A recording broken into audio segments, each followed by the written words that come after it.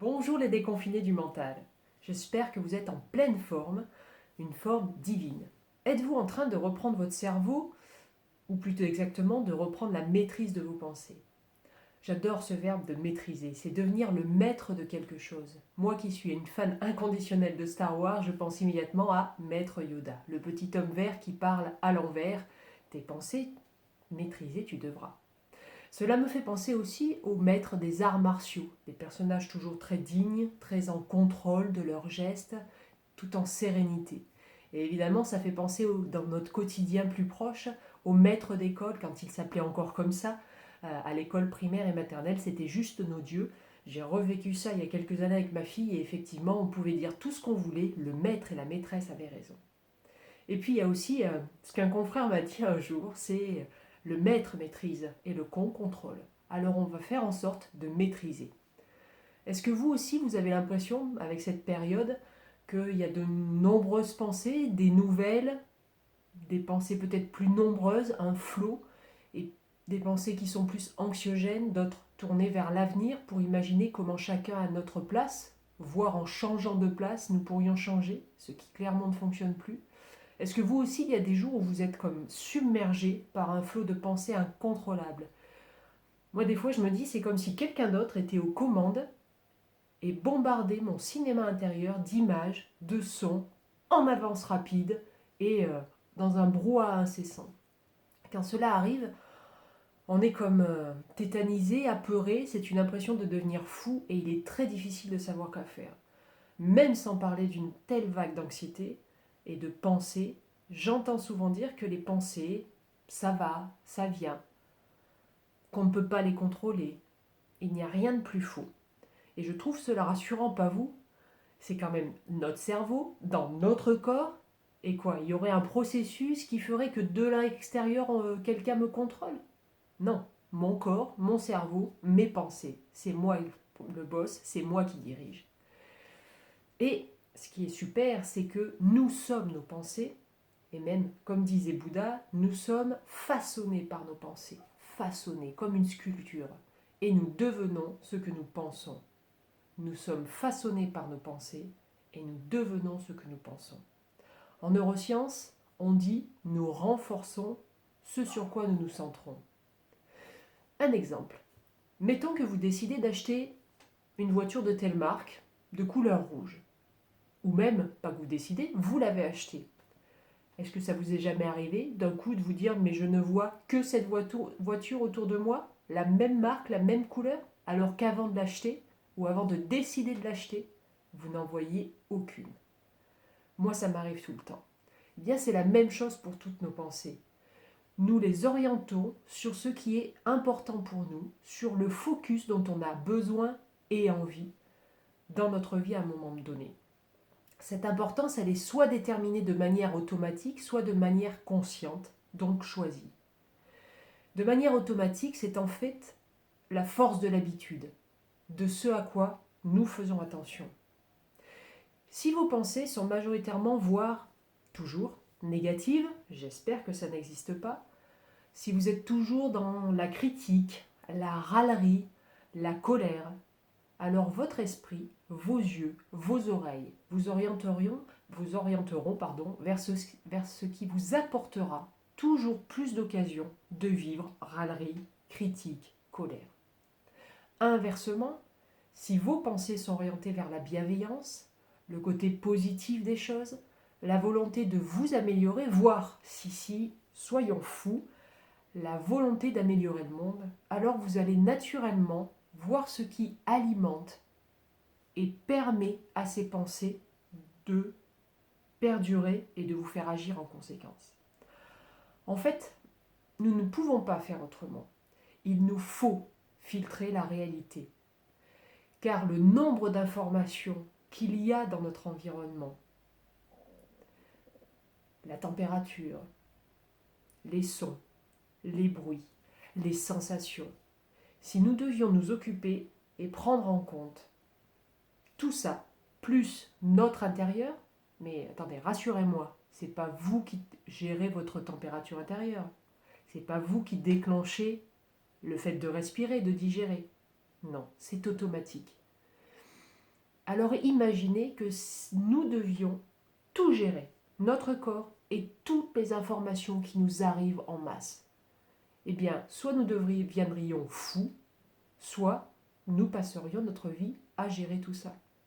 Alors, pour dormir, on est d'accord, il ne va pas rester grand-chose.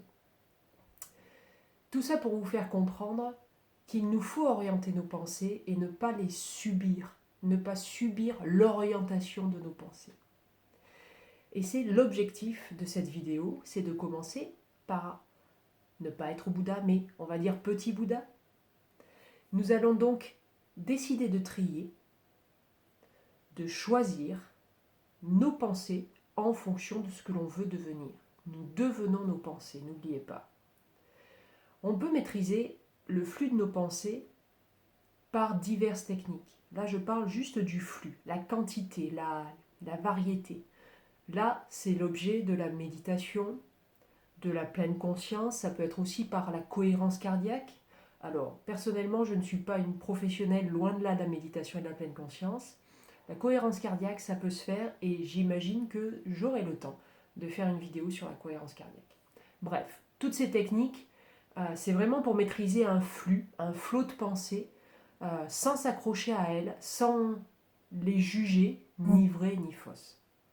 En coaching, par contre, et grâce aux neurosciences, on ne travaille pas la maîtrise de la quantité, du flot, mais on apprend à choisir nos pensées.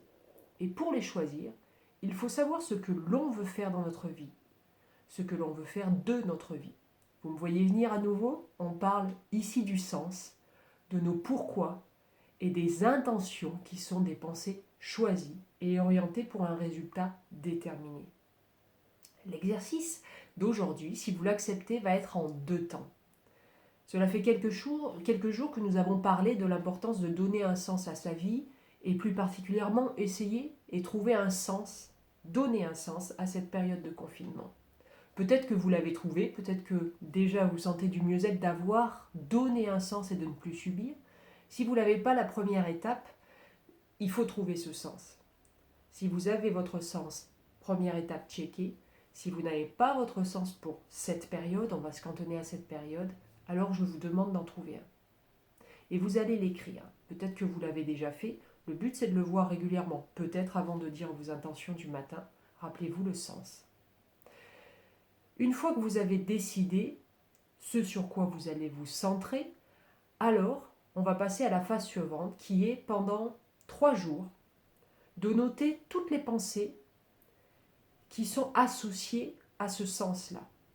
Un exemple, le sens que j'ai donné moi à cette période de confinement, c'est de faire des vidéos pour donner les trucs et astuces, tous les outils dont je dispose pour alléger le quotidien des personnes confinées aussi, comme moi. Vous allez donc prendre un bon petit carnet, bon vieux petit carnet que j'adore, ou alors, si vous êtes geek, vous passez plutôt sur le smartphone, avec une application post-it ou note, ou voir un mail ouvert en mode brouillon et vous écrivez les pensées. Alors, c'est pas du mot à mot, vous écrivez les pensées récurrentes associées au sens, moi de faire des vidéos. Si mes pensées sont « Oh non, aujourd'hui, j'ai pas envie de faire mes vidéos, et puis de toute façon, je crois que je suis pas encore naturelle, j'essaye d'être drôle, j'aime ça, mais par contre, est-ce que ça se voit, etc., etc. » Vous voyez que ça ne va pas dans mon sens. Par contre, si j'ai la pensée « Oh, yes, aujourd'hui, je sais sur quoi je vais faire une vidéo, et puis pour les prochains jours aussi, et puis par rapport au cadrage, la lumière, l'humour, je vais essayer ça, ça, ça. » Vous voyez que les pensées vont bien dans mon sens.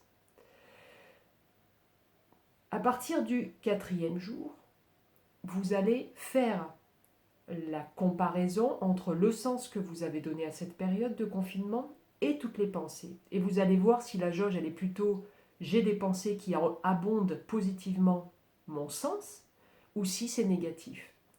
Et toute l'énergie après va être de consciemment voir vos pensées et dès qu'elles sont négatives, de les rejeter et de les remplacer par une positive. On est vraiment comme quand vous jouez aux échecs ou aux dames, c'est remplacer le pion noir par le pion blanc.